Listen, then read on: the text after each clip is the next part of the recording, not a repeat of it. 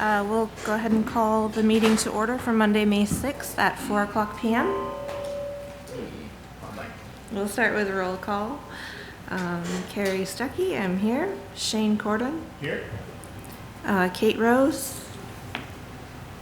Absent. Eric Jabzitsky. Here. Tom Jones. Here. Stefania Huerta. Here. And Vicki Bakes. Here.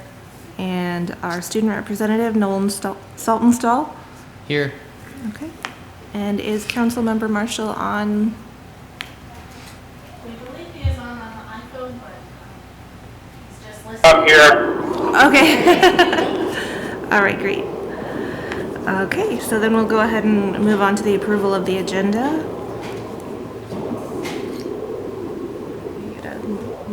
I'll make a motion to approve the agenda as written. Second. All in favor? Aye. All right, that passes. So we'll go ahead and move on to the approval of minutes for our meeting on April 8th, 2024. Go for it. I'll move to approve the minutes as written. Second.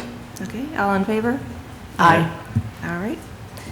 Okay, then we'll move on to public comment. Do we have any public comments today? Mikhail, were there any public comments? Okay. Okay. What is this note that says online submission received March 22?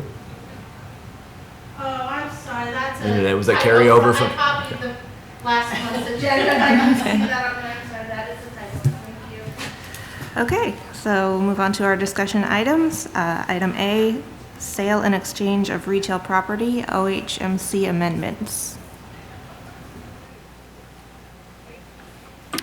Thank you. I'm Ray Lindenberg, Senior Planner in the Development Services Department.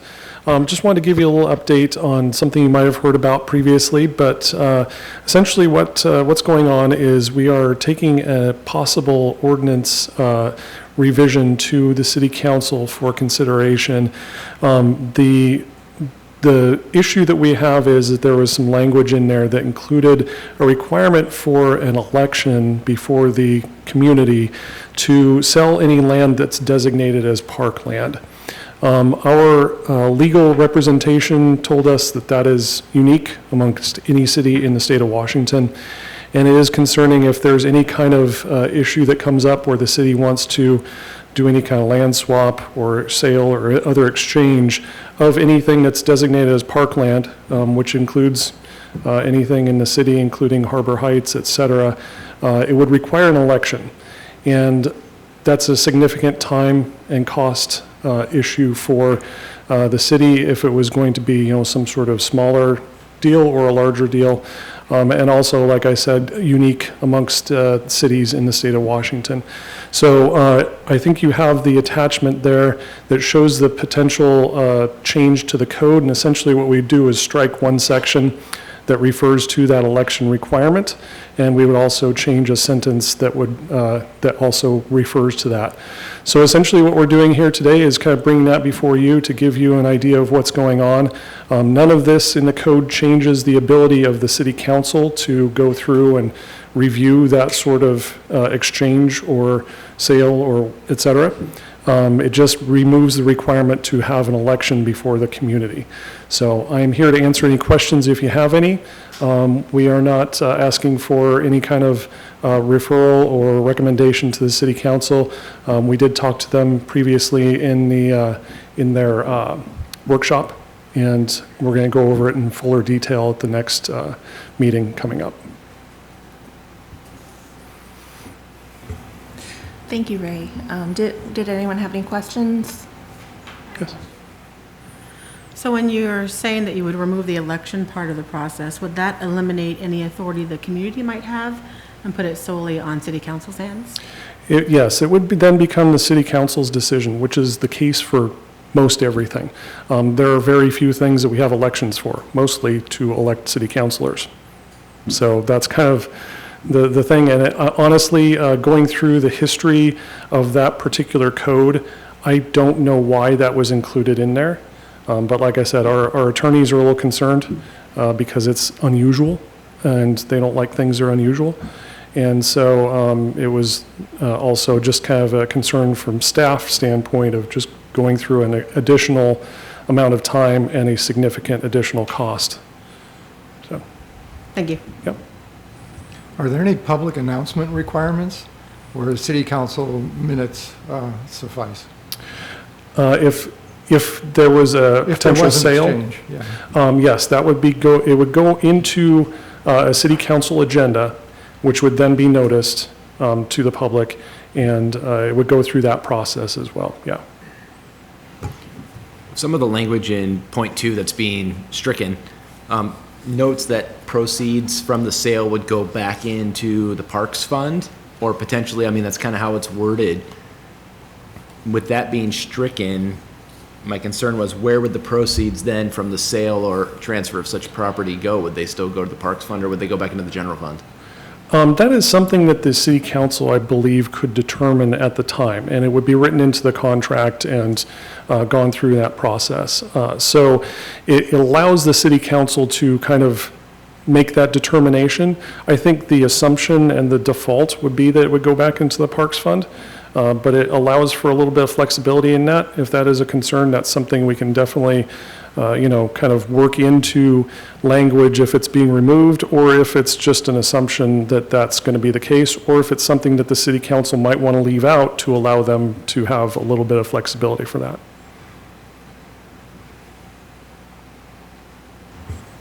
Any other questions? All right, thank you, Ray. Thank you. Okay, we'll go ahead and move on to item B, naming of parkland.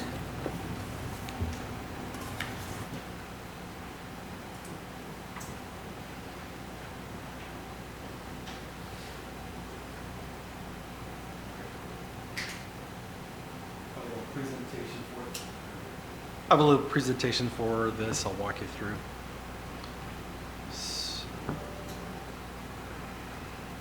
Okay.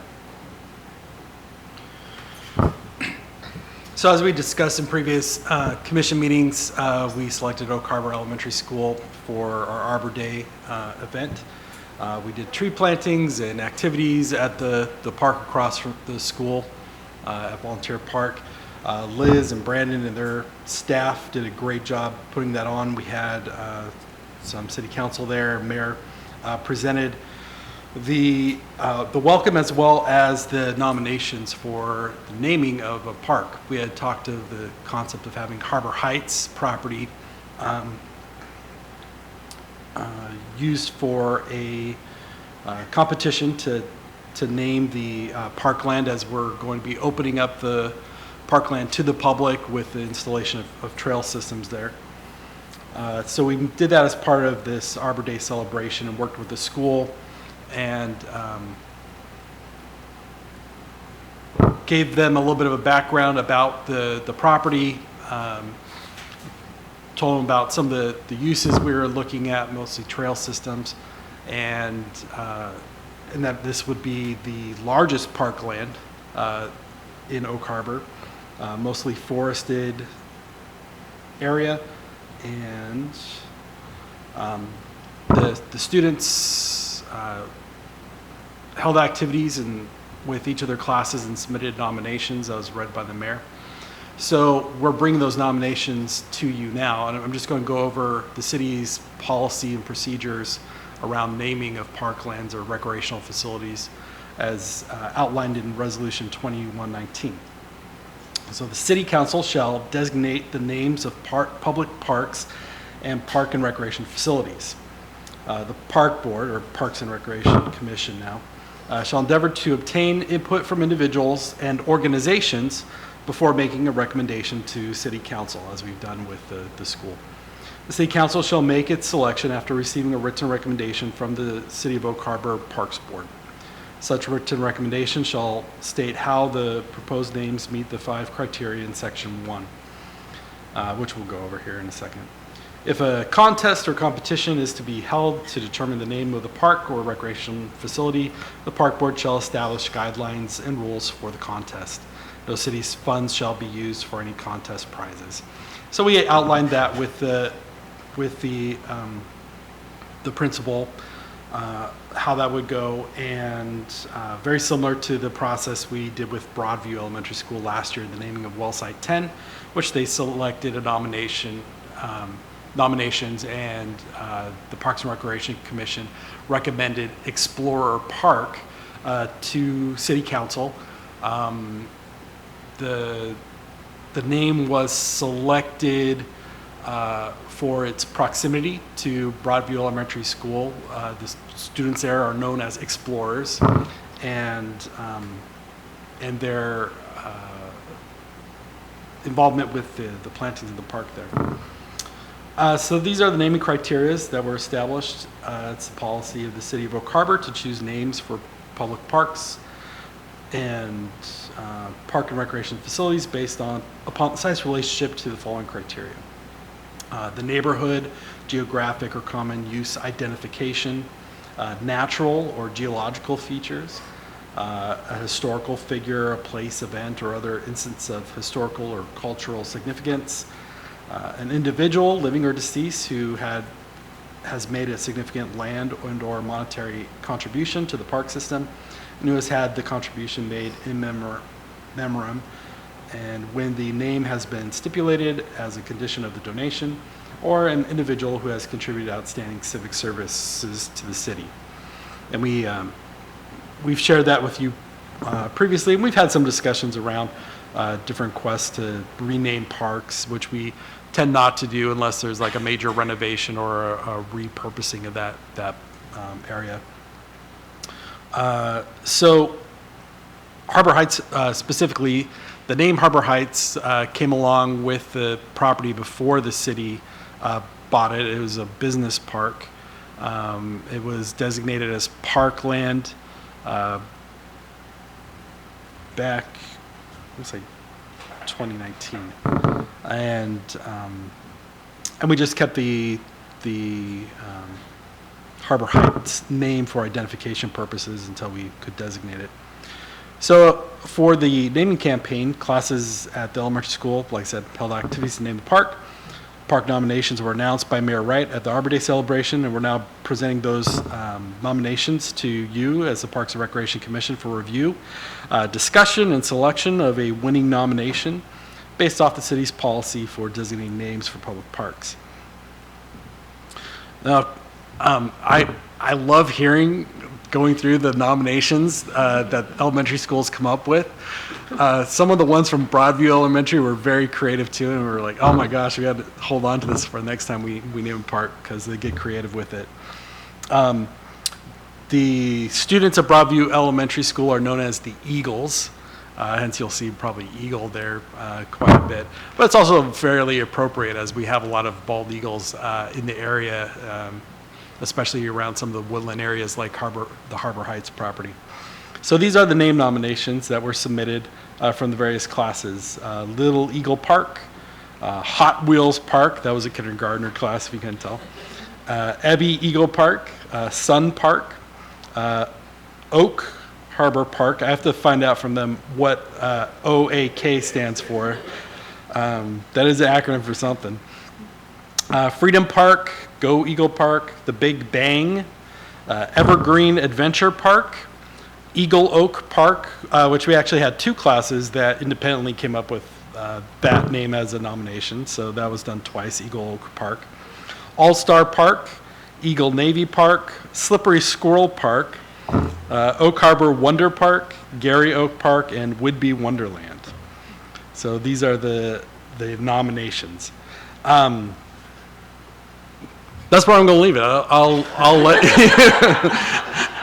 I'll let you guys discuss, go over them.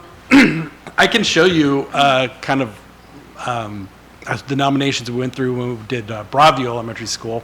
Like I said, they had submitted a whole list of various different nominations. A lot of it had to do with things around trees like Pinecone Park or things like that, identifying with the school, with explorers, proximity in school.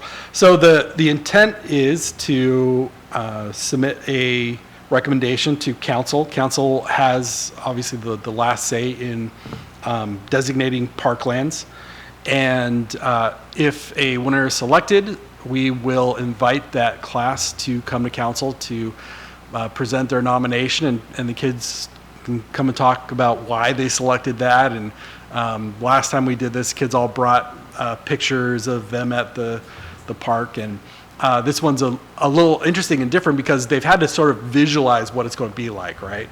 Because right now it's just dense woodland. There's no trails in there yet. We're looking to build those later this year. But when we do finally have those built, we'll put in a park identifier sign and do a ribbon cutting, probably with the whole school. They can come up and walk some of the trails and explore the new parkland. So. Okay, do we have any initial thoughts or votes?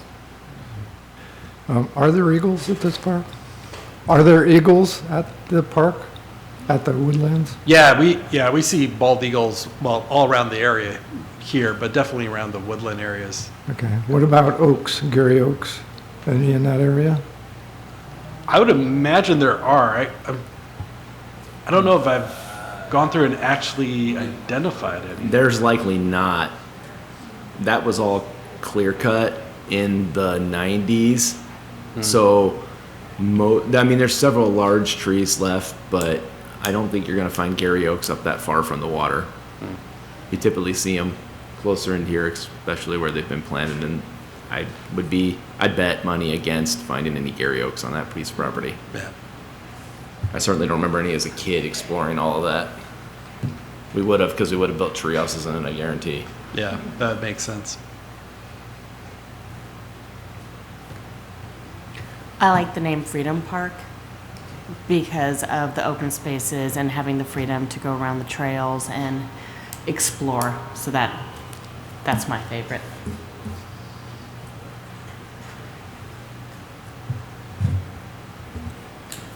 My initial favorite was Eagle Oak Park, so that's my vote.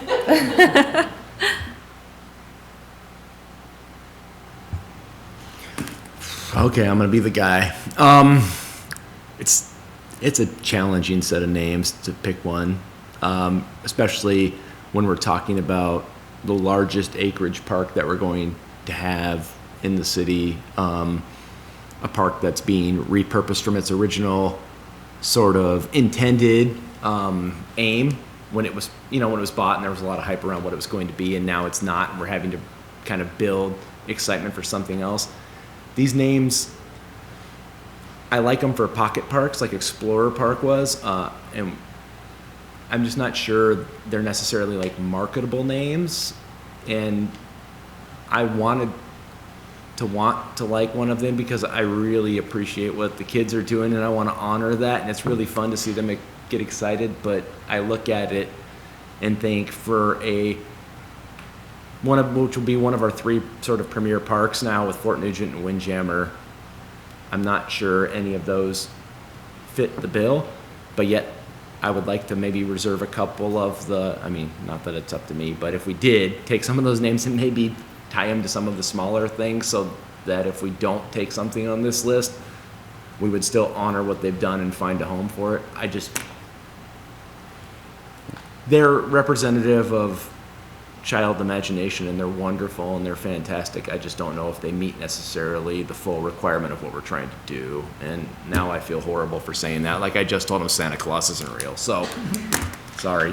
I'll add to that comment in section 3 of the policy. It says a park's interior features and/or facilities may have names other than that of the entire park. These names are subject to criteria designated in section 1 above and the selection process outlined in section 2 above. So if you were, I guess to say, if you felt like there wasn't an appropriate name that you would feel comfortable recommending to council, you could use one of these names as designating, say, like the trail system, right? Specifically, if not the entire parkland. So it would be like would-be Wonderland Trails, Right. for example? Mm-hmm. Okay.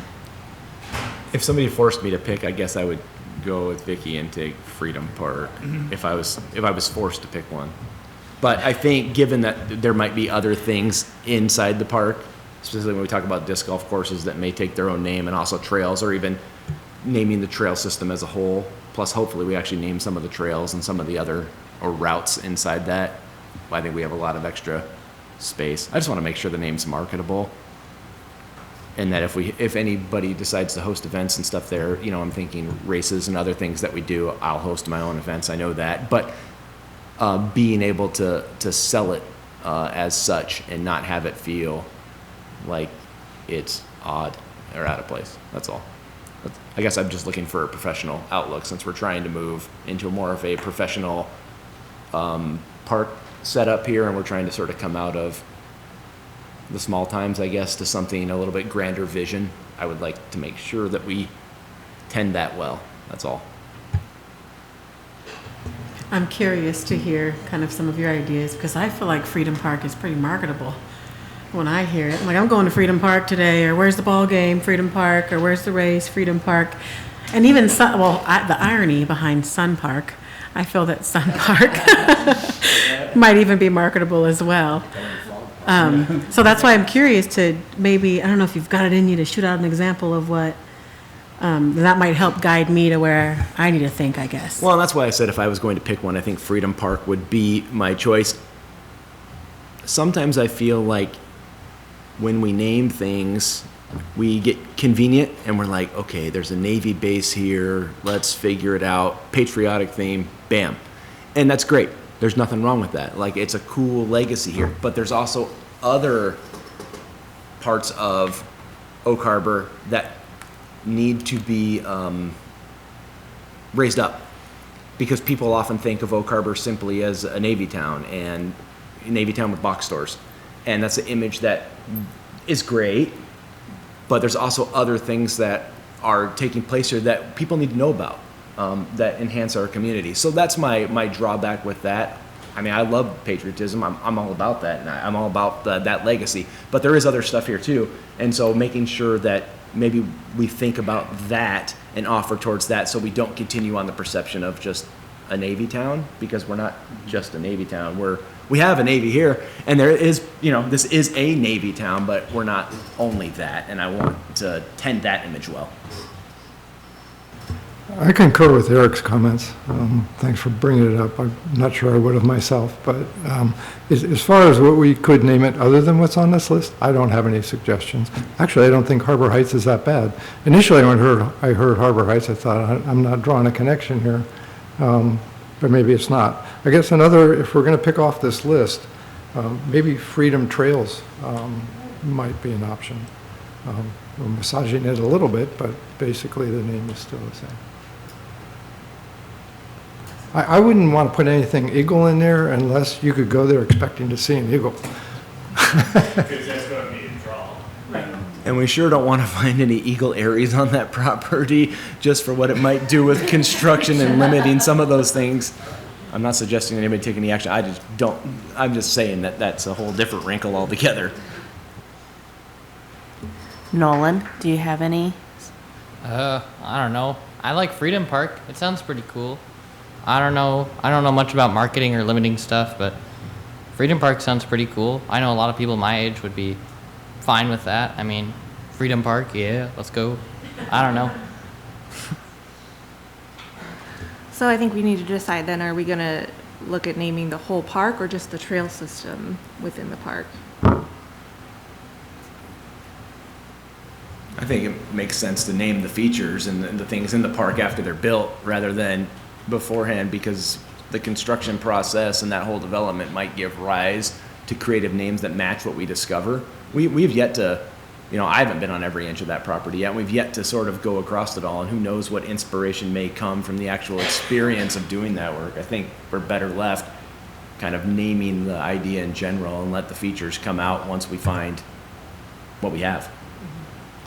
But like the Kettle Trail system, each trail has its own name. So we could name it the Freedom Trails and then have different trail names for the different aspects of the park. And if we do that, Slippery Squirrel better be on that list. I'm actually serious about that. That's a great trail name, actually. I honestly think that was my son's. Well, your son is awesome because that's a fantastic It's a name. fantastic name for a trail. Okay, so are we saying then that we're just going to name the trail system itself? Is that, I think we need an overall name. You can still identify the trails individually, but you need an overall name. And the marketing thing and the, people be able to connect with the name is important, so there has to be some basis. I think if we're gonna put a recommendation forth, I think, even though I'm, said what I said, if we're gonna recommend anything, I would think I would recommend Freedom Park, although I do have my reservations about that, but if we had to pick one from this list to make a recommendation from council, we don't have to make a recommendation, I suppose, to council, but if we were going to, naming the entire park that, out of that list, makes the most sense to me. Yeah, just out of curiosity, does that neighborhood have a name? Yes.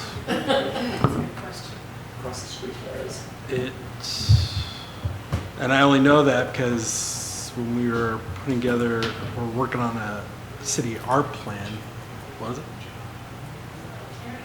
Cherry Hill? You have Red Wing on the west, you have, you all the way down to Wagon Wheel, which is a trailer park, then you have Parkwood Manor, which is a trailer park, then you have Cherry Hill below that, and then I think you have Foxwood Townhomes all the way down at the bottom, but that's outside, there's nothing, the park isn't adjacent to that at all. Is there a neighborhood name around that area? Well, Red Wing already has a park named after it on Kathleen Drive, I believe. And then, I don't think you really want to name it after one of the trailer parks. Shadow Glen is across the street, but they have their own park as well. And that neighborhood's been there since the 50s. I don't think any of them lend necessary voice to it. I forget what the name of that housing development is off of Oak Harbor Road that's next to Gun Club, but it's got, The neighborhood is called Alt Forest. Alt Alt Forest. Forest. Like Altfield Road and Altfield, you know, Oh, really? with the base. Yeah, let's, Yeah, I'll like show you ALT. a which is the name of the neighborhood family map that here. farmed out there, right? Before it became a base. So, I can control alt delete. You can see that.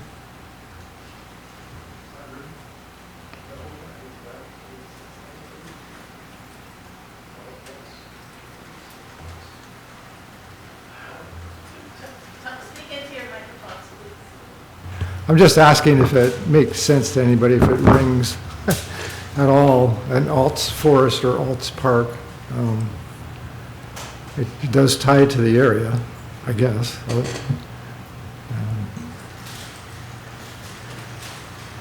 I have a question. So we just like, we pick a name, right? And then we just all vote on it? Do you have to make like a motion for a name? I don't know. I think Freedom Park is fine. I don't know. I mean, it seems like most of you guys think it's okay. Do we just like vote Freedom Park? Like what happens if we don't vote on a name? Does that mean something gets delayed or do we just like not come up with anything? I don't know. Like, I feel like we should just choose like Yeah. Freedom Park. Yay. I don't know. Sorry. yeah, I would hate to go back on, I would hate to just get rid of this list of names after we've told the school that this is what we're doing.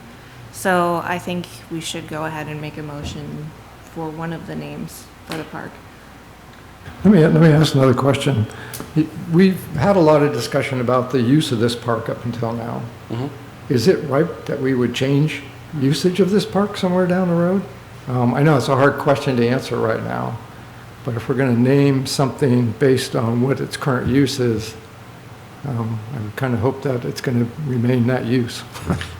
Yeah, so for the new commissioners' benefit mostly, the 75-acre property at Harbor Heights, and go back up here, just to show you. there. 75-acre property there at Harbor Heights was purchased with the intent of building a regional sports complex with fields, soccer fields, baseball fields, things like that. The project was delayed mostly because of prohibitive costs with making access road improvements that were being required by the county on Gun Club Road, which was the entry point that was selected after looking at a few different ones. There's a couple other considerations, but that was the main reason why the project was put on hold. It went from like a $1.6 million for the phase one to over $11 million. The site has some elevation drop, which, you know, we can design around with tiering and different things like that. I was tasked when I first came to the city with what do we do with this property now? We're not looking to move forward anytime soon. We weren't able to identify we already had grants. We weren't able to identify other funding that would get us the rest of the way there, and there didn't seem to be appetite at the time for bonding for build out of the 2 fields that were originally planned in phase 1. So I walked the site with the city engineer from top to bottom. We looked at it and kind of looked at each other like, what does this really want to be? Does this really want to be sports fields? So we had a discussion with council. We had a lot of discussions with Blaine, Eric Dupinski around that time had also come forward with a proposal for building some disc golf courses. As we were talking about what to do with this site, we really like the idea of trails, kind of add that into the proposal. So right now the plan is to put in a trail system and disc golf course. That is a build out that's easily changeable if the city decides that they do want to use the site at some point down the road for sports complex. We are looking at other locations that are a little easier to build on and less costly to build on. And that's kind of the plan right now is let's identify easier to develop areas to do that with, in which case this would remain kind of a more wooded parkland, which the city doesn't currently have right now. It is a lot of space. Another idea is, you know, we kind of section this out. Maybe we do put in a couple of sports fields, which has plenty of room to do that and still have plenty of space to have a trail system and everything else. So. Okay, let me throw out 2 things. If we're going with this list, I would throw out Freedom Trails Park. If we're not going with this list, I would throw out Woodlands. Woodlands is generic enough that even if usage change, we're not tied to that. And what other areas in the city could we really call woodlands? I think it would be a pretty key identifier. Anyway, I throw that out. What if we, as an example, name the park as a whole Freedom Park, and it could be the Woodlands Trail System, because that will definitely remain a woodland type area. The remainder would potentially be something else. May not always be woodland area, but the trail system would.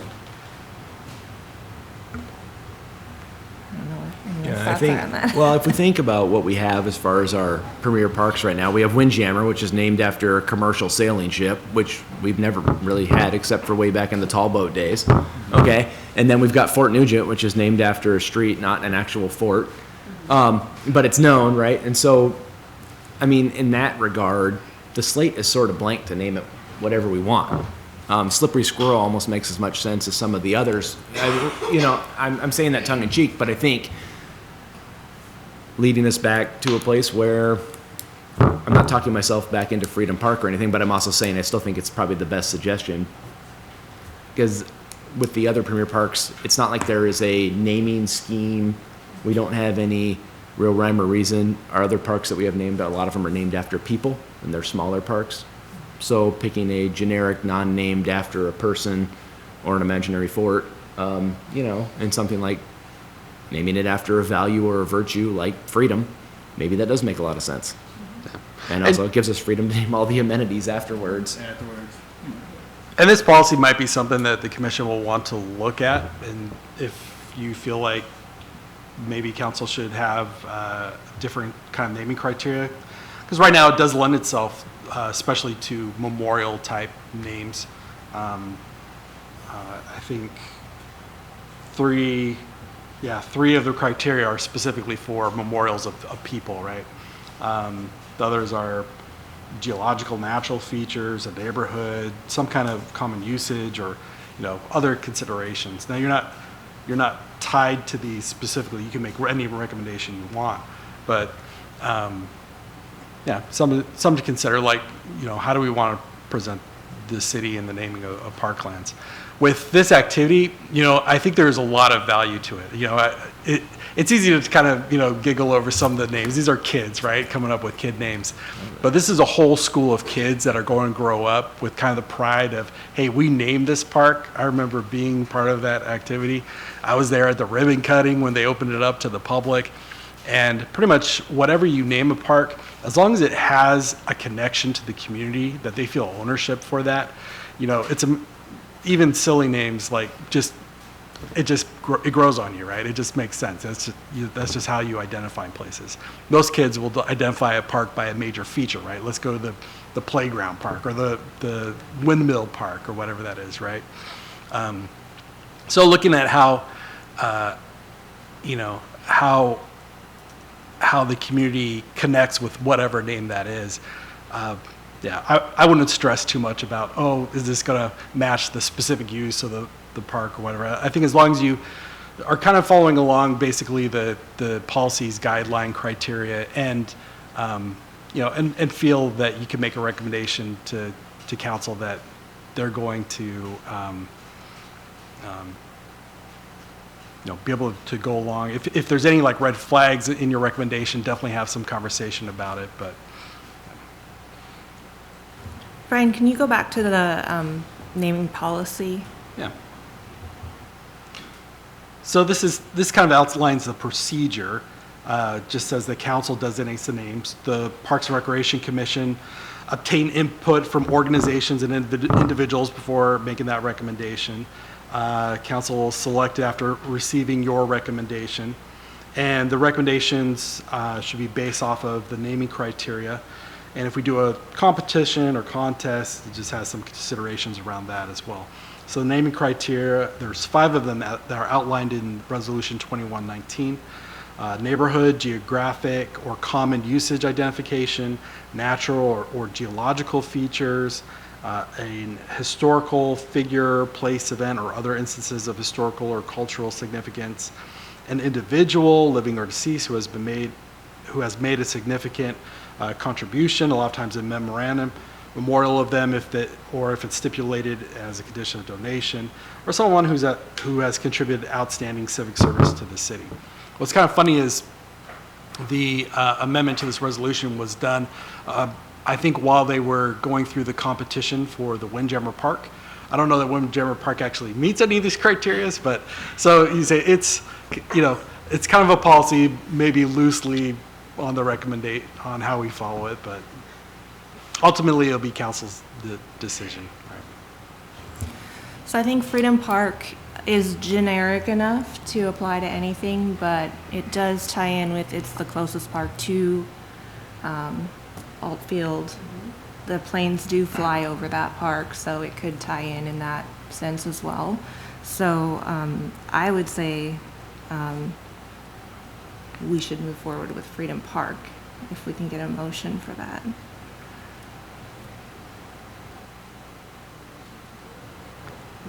Can I make the motion? Yes. I can't? Never mind. My bad. Sorry, guys. I apologize. I'm overzealous. Go Nolan. Nolan's a voting member though, correct? Oh, he's not? Okay. Okay. Got it. Okay. You can vote, Okay. you just won't count it on. So I make the notion to name the new park Freedom Park. I second. Okay, all in favor? Aye. Aye. Okay, that passes. So Brian, when will we bring that to city council? With an official motion, we can probably bring it anytime. I might wait until we have a little more of a schedule around when we would open up the park to the public, just so we can kind of bring to them at the same time, hey, here's when we would do a ribbon cutting, when you can expect to see that. So, but that's probably going to be the next month or two. Okay, and what is the timeline right now for the trails and the disc golf? So we are, we have the PSA, the professional service agreement signed off by Dynamic Design. And we were just going through and making sure that we have everything in order for that. Sabrina should be signing off on it soon, and then we'll have a site visit. We'll invite you guys to come out for the site visit, and we'll kind of walk the property and talk about alignment of the trail system and where like the disc golf would go and where the educational trails would go. We'll talk about signage. You know, we're looking at having kind of 2 access areas, roughing out a little bit. We're not going to call it a parking lot, but you know, basically a trailhead. It will have spaces for parking. Right now, we're just planning on some portalets on the site. We're not going to build any major infrastructure. So once we do the site visit, we're anticipating if we can get everything rolling on the time frame that we're currently on, we'll probably have the design completed and could start construction of the trail system at the end of the summer, and hopefully kind of get it done before it starts getting too wet. Okay, so do we need to make a further motion or recommendation for you to present this to council?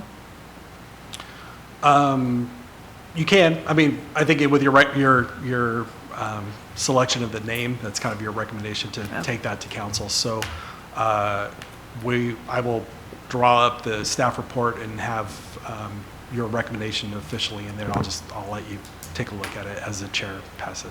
Okay, all right. So then we'll go ahead and move on to item C, subcommittee updates. Did you guys want to go first? We'll go ahead and give you an update from the facilities subcommittee. Tom and Shane are on that. Shane was unable to attend at the last meeting. We spent the first little bit talking about just pickleball. Really what's going on there is the test pits for geotesting have been dug, filled back in. The geotest was being done last time we talked. Maybe Brandon has an update as far as any results that have come back on that. Okay. We haven't gotten any results back yet. So it looks like we talked a little bit about schedule and kind of end, Q4 this year, Q1 next year as far as breaking ground on the construction of that. And that we just still, as updated at last meeting, I think by Brian, a couple grants in process, waiting to hear back on. One with matching, one without. That give us some opportunities to really fund this. Did you have anything else you want to say on that, Brian, as far as grants, or are we still just in process? No, we are doing presentations with the Recreation Conservation Office the first week in June, and they have a couple of pre-practice presentations in a couple weeks lead up to that. We'll probably take advantage of that just to make sure that we're got our stuff all polished up. Okay. We had just a few moments of update on the baseball fields. That's still kind of ongoing. Brandon's working on that, but I think they've come to resolution as far as the dirt and some of the safety things that are immediate concern, which will kind of happen after the main Little League season, but that's still going forward. And then we had another short conversation about long-term solution for sports fields, knowing that Harbor Heights is sort of changing from its intended purpose.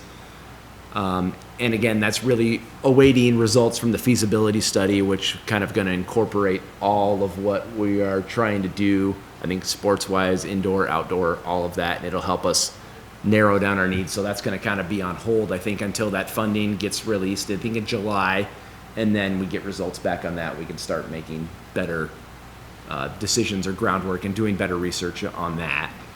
And then lastly, we spent a large chunk of time talking about the relationship between city parks and the school district with kind of shared, I guess, responsibilities for land ownership by the school district, but then sort of being tended to by the Parks Department. All the agreements are expired between the city and the school district. Fort Nugent's on a month-to-month. So figuring out what needs to be done or how to tend to some of the growing needs for these parks is a challenge. Knowing that we have increasing maintenance costs, we still have the same, issues with not enough FTE available really to tend to all the things. And just the increased amount of vandalism right now that's sort of been a scourge the last little bit. Brandon and the crew are handling that, and he gave us some good updates about everything. But I also ran into Brandon the morning of the marathon at Ace Hardware while he was getting stuff to clean graffiti. So, from that had just taken place the night before, So again, the supervisor out there doing that right before a big event just stresses where we're at with that. And then knowing that the leagues currently pay a set rate, like soccer is at $8, and I think Little League's at $8 per participant. That doesn't cover the cost to maintain. So what would those agreements look like also with not just the school district, but with some of the leagues that use this, and how do we actually make it economically viable? Obviously, the city's not trying to turn a profit, right? But still figuring out how to cover costs. So it's not just a massive loss leader. And we came away with just some questions that needed to be answered. What do we do with the agreement with the school district? What best serves the citizens, the folks that would use it, and the community as well as the city, knowing that there's only so many resources to go around, and what kind of partnership may or may not be available with the school district, knowing that that hasn't necessarily been top of mind for them, let's say, in past conversations. So that's a lot there. It didn't feel like a lot when we were in the meeting, but we were kind of tackling, I think, a couple of important things, and then a lot of it's going to have follow-up. But philosophically, there's some questions that we have to answer at the parks level and with our relationships with leagues and school district. And that's not going to be necessarily easy, but it could be very, very productive. Well, anything else, Tom, that I missed? Yeah, thanks. Okay, any questions or discussion about that from anyone? Okay. So our Playgrounds and Programs Committee has split into two. We have a Parks and Playgrounds Committee, subcommittee, which is Kate, Vicky, and myself. And then we have our Program and Events Committee, which is actually combined with the Arts Commission, 3 members of the Arts Commission. So from the Parks Commission, there is myself, Kate, and Stefania on that subcommittee. So on the Playground Subcommittee, I don't have any huge news. We've just been focusing in on the adaptive playground.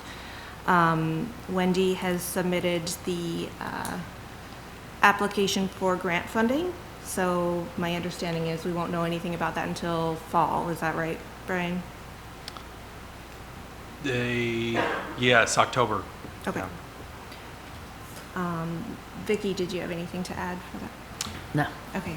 And then for our programs and events, we kind of went over recent events. We had the Holland Happening event, and then our Arbor Day event. We kind of recapped all of that, and everything went wonderfully at both of those events. We do have some upcoming events, including a Mermaids and Pirates event in July. And then we will be continuing to discuss future programming opportunities. So, Stefania, did you have any comments on that? Surprisingly, not at the moment. Okay, Liz, did you have anything you wanted to add to that? Or Brian? Nope, I think that's perfect. Okay. All right. Look, I was just looking down through my notes here. Yeah, there was a lot of interesting discussion around the programs committee, like an activity guide app was one that got brought up. Talked a little about, the food trucks. I know that's going to be going to council to have a discussion around food trucks. Definitely something that we'll want to keep looking at. Yeah. Also, going back to the playground, so we did meet with one of our playground providers who is working on a conceptual design that will help out with the grants as well.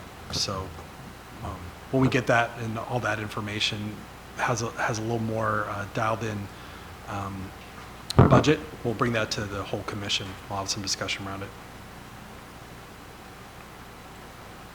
Okay. Any other questions or comments on that? All right, so we'll move on. Oh, okay, go ahead. So where were we on the 4th of July event as far as use of the park or not use of the park? There seemed to be some discussion on that before. I'm not sure where it's settled. Brian, did you have any, we Wait. didn't go over that. I don't know if you have a microphone over there, Mikhail. You want to talk about 4th of July?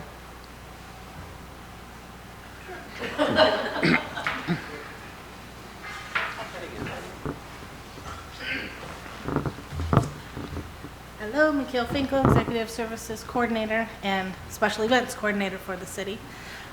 So the Chamber of Commerce puts on the July 4th event.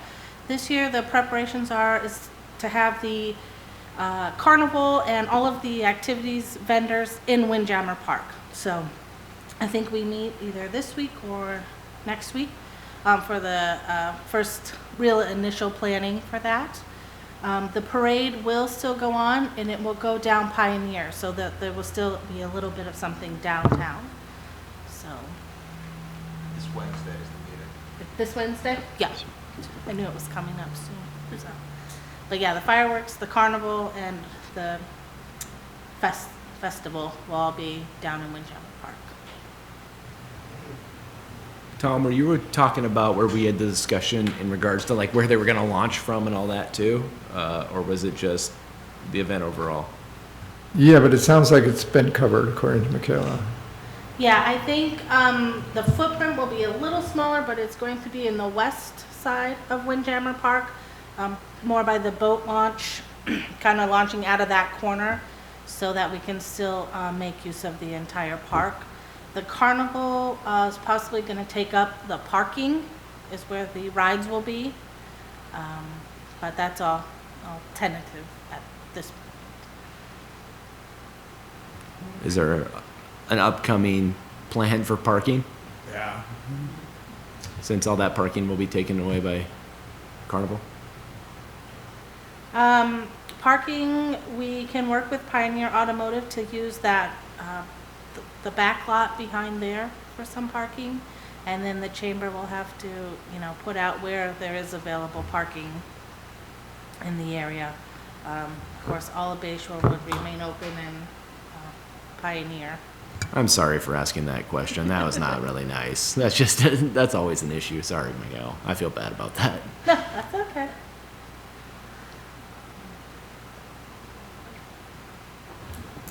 All right, thanks, Mikhail.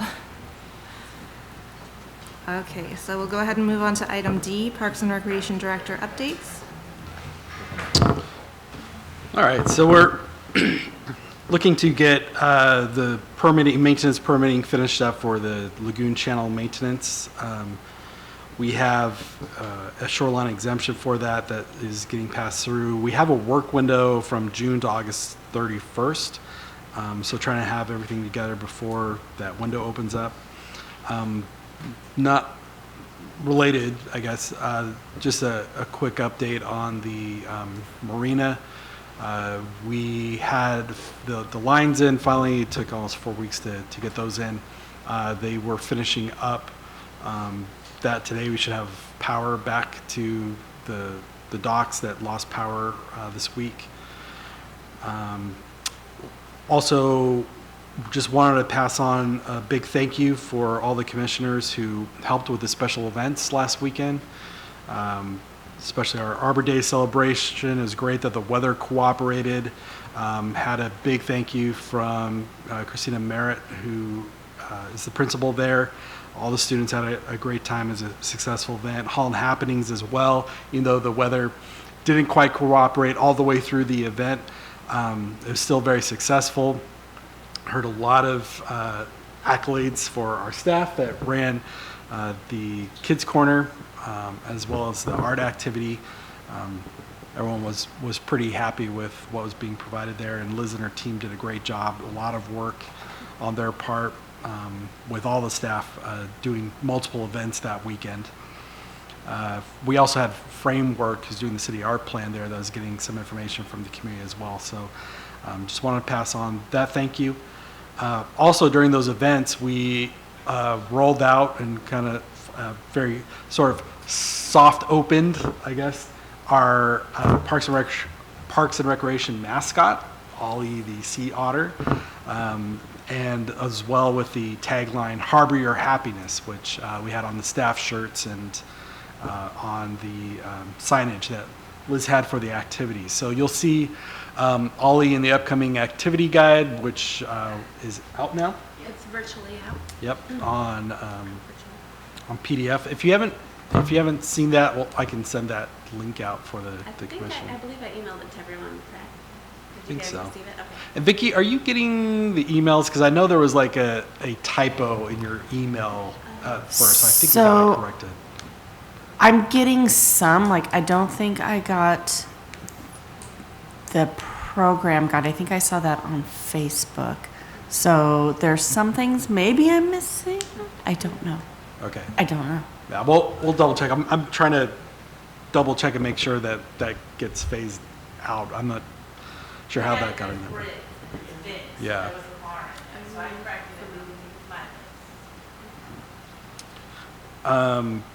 Yeah, so, yeah, very cute. We are getting an actual mascot costume designed, and we'll have sign-up sheets for all of you to jump into that. I know Shane especially is really excited to, I hear he's very... He's retired. He's got nothing else to do. Yeah, right? I got some time now. Let's see, as you heard Eric relate to, Brandon's been really busy with vandalism repairs that kind of continue to go on. We did not get the grant we were going after for mitigation of that with some security cameras, but we were talking with Chief Slowick last week, and I think he has a camera system he's going to look at putting in there in the interim until we can get that. So we're just going to put it in as a capital project.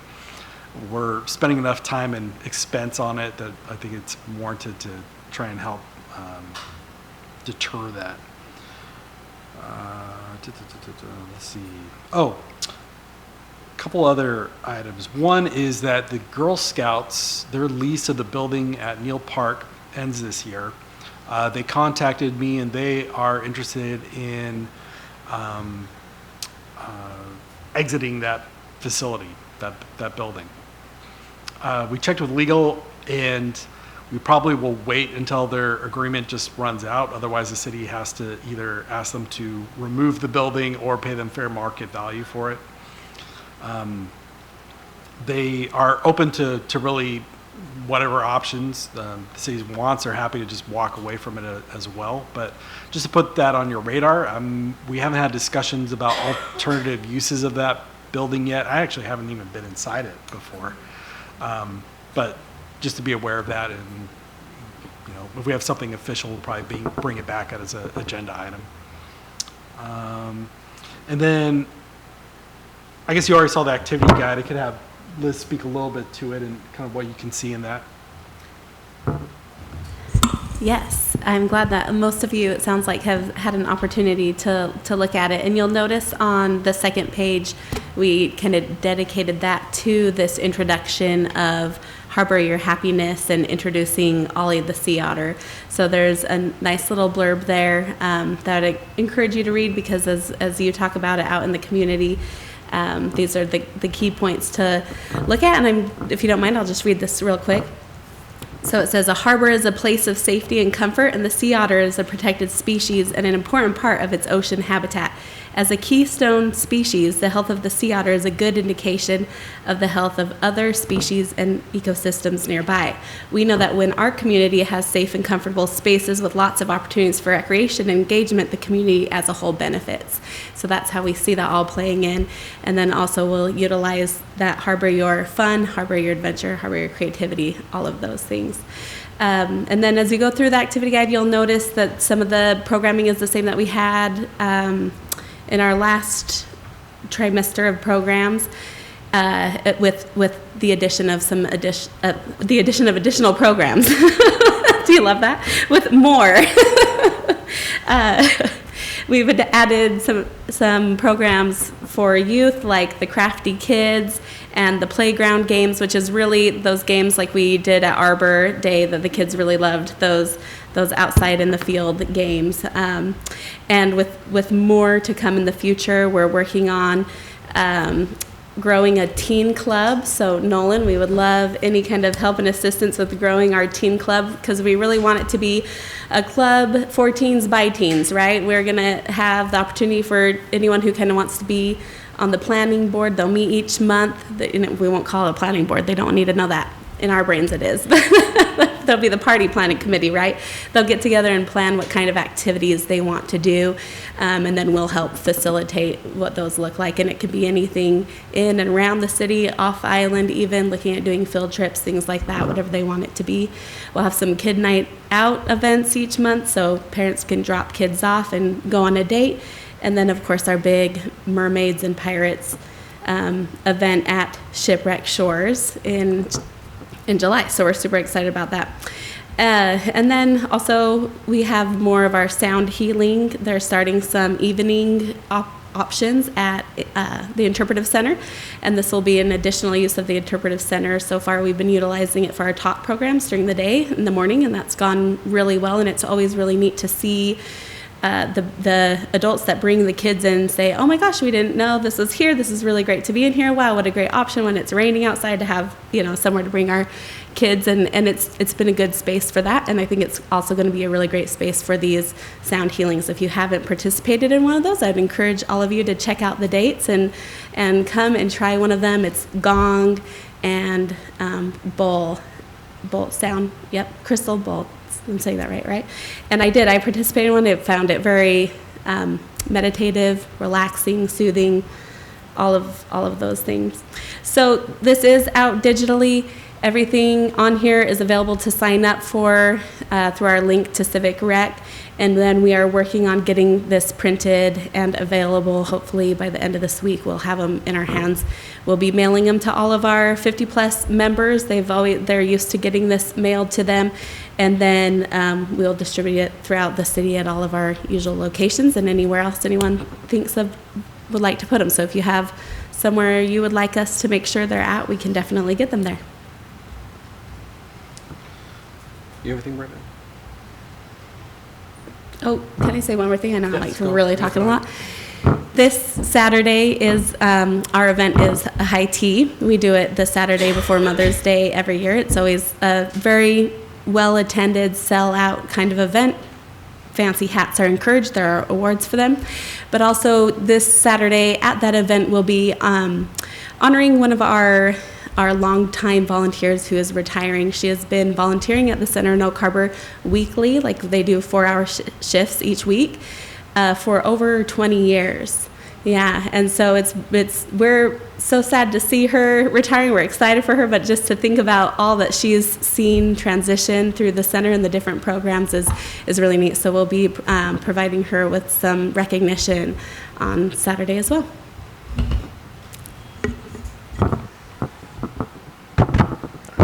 Quick update from the parks side. Can't remember, the parks play chips for all of the playgrounds are installed. I'm working with Denbo. 2 to 3 weeks. We're hoping to do the rest of the parks. We're hoping it's going to be close. We overestimated the amount of chips that we needed the first time. So this second round, we're just a little under total necessary. We'd love to be able to get all of the parks done, but we're going to start at the worst parks and go forward in about 2 to 3 weeks. And then tomorrow I will be presenting the Windjammer ball field renovation for City Council, so that should be fun.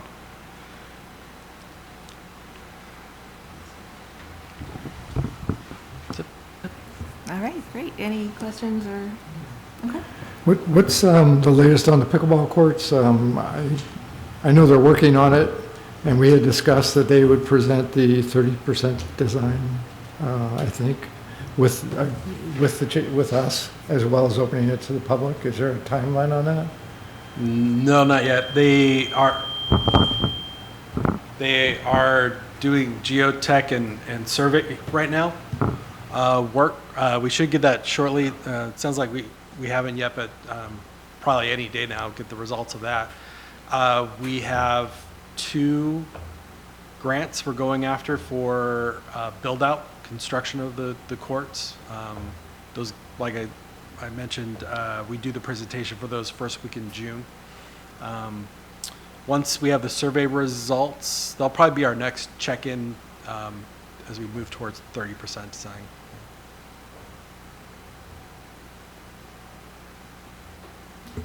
Any other questions? Okay, go ahead. Yeah, it was regarding the activity guide and newspaper. Good job. I was happy to see you added a link in the oakharbor.gov, and it's right at the top of the links. It's just very professional, very clean, sharp. I think the use of the otter is tasteful. I don't think you overdid it, but it's cute. And I think it really adds to the graphics. So anyway, good job on that. And, Yeah, Liz and her staff put in very long hours and a lot of work putting that together, trying and get it out. And she did a great job with it. And I have to say the Parks and Recreation Commission page is probably the most fun page on here. So I just thank you for being involved in so many things that we could then take pictures and put in here. I mean, we've got Carrie with the archaeologist pieces there, and we've got Tom doing the archery, and then we've got Vicky and Carrie again in the parade. It's a fun page. So thanks for being so active in everything. Okay, any other questions? All right, then we'll move on to member comments. Any member comments? Yeah, imagine that. I have a comment. I guess it's been a few months, in one of our facilities subcommittee meetings, we were talking about what could be done at, Harbor Heights, but also we were talking in general about code and some of the restrictions that we have in regards to parking. And we had mentioned at that committee that we might think about exploring amending the city code to allow us some greater flexibility for what kind of parking and things like that we're able to put in, because right now the requirement is concrete or asphalt. I wanted to bring that back up as potentially something to reconsider and maybe even move towards an action item, as we have, in to my estimation and my summary, a parking crisis at our most popular parks. Not only is it just that we don't have convenient parking, but we actually create dangerous situations. 4th of July coming back up, there's another one, right? Several of the downtown roads become less than safe at best and Mad Max at worst, and I think that that's not really where we want to go, but we also need to create ourselves flexibility maybe to provide other types of parking without having to meet those concrete and asphalt requirements. So that's my comment, but with the hopes of that it leads towards maybe a greater conversation either at council level, or we just bring it back up for discussion amid our different communities and this commission, or subcommittees in this commission, to talk about, can we do something there? Does it make sense even to do that? And if so, can we move forward with trying to do something there to give us some greater flexibility to create more parking, to create better access to the parks that we have and the parks that we are creating, while minimizing the cost and finding more creative and maybe even more environmentally friendly ways in which to allow for parking to take place. Yeah, I'll just say that Liz and I are working through that right now as we're looking to make improvements to the west side overflow parking at the center.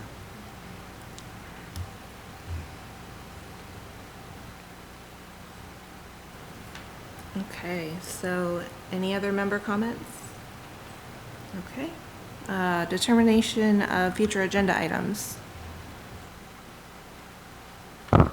I'll jump in on this one. Actually, I should have included on my update. So you guys had asked for, I think it was in one of our committee meetings, facilities committee, you'd asked if the mayor could come and talk a little bit about his vision. And I think Mikhail had checked in, and we are looking at June 3rd meeting, so next month's meeting for him to come.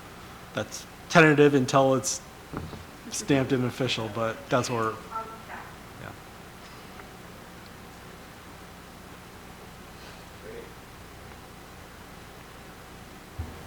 All right. Okay, yeah, go ahead. Brian, you'd given us a copy of this Community Recreation Center feasibility study, possible scope of services. Yeah. Would that be appropriate topic for our next meeting? Yeah, we'll probably work on the RFP in the next facilities committee meeting, and then we can take that, bring that draft to the commission. Yeah. Okay, thank you.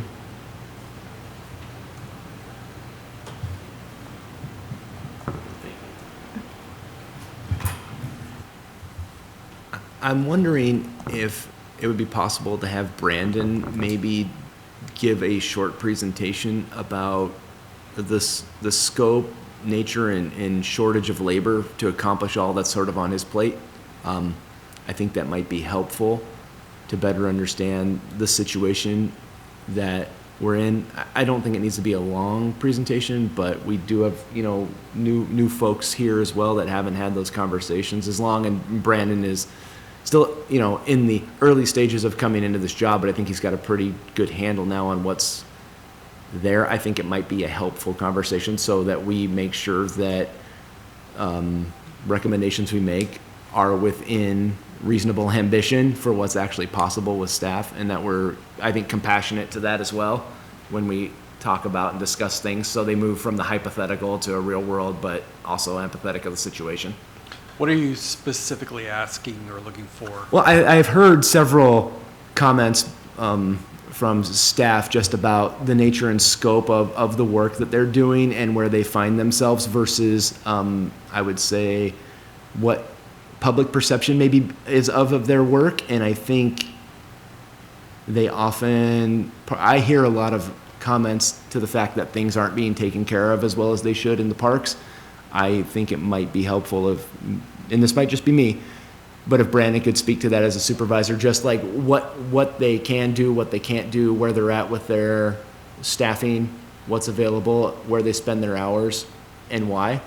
I mean, there's a lot of parks on here people probably don't even know about that are even on the commission and yet have to be tended to by Brandon on a weekly or bi-weekly basis just for grass, cutting alone. Okay. Maybe it's not a helpful suggestion. It's just me. Feel free to tell me I'm out to lunch. I won't hurt my feelings. No, I think we can. We're happy to provide kind of a parks update. I'll just say along the lines of staffing, yeah. So you definitely hear a lot of those comments. Keep in mind, you got to frame that within, well, now things have kind of changed, right? So now we have a brand new Parks and Recreation Department. Council has stepped up with supporting the new department. They authorized additional positions last year. We filled 2 new spots. We went after additional funding for additional staff, and we're hiring, made a selection and are getting on another full-time position here. Yeah. May 4th. May 14th. Yeah, and then we have additional seasonals that are coming on. So we are very sensitive to, okay, how much are we putting on people's plate, especially as we're accelerating the work, and now we're doing a lot of planning for and a lot of capital projects and a lot of renovation things. But we also want to make sure that we're able to maintain at a higher standard than we have before as we kind of put a fresh coat of paint on everything. So So yeah, we have been planning around, and council's been very supportive of the changes in the department to support that higher level. But Well, maybe it just makes sense that when we talk about the budget stuff later on and then the master plan, Yeah. that we just revisit it there and it's not necessary as an agenda item. I think you've given me some clarity there, so thank you. Okay, did we have any other comments, questions? All right, we'll go ahead and adjourn the meeting. Thank you, everyone. Thanks, Garrett.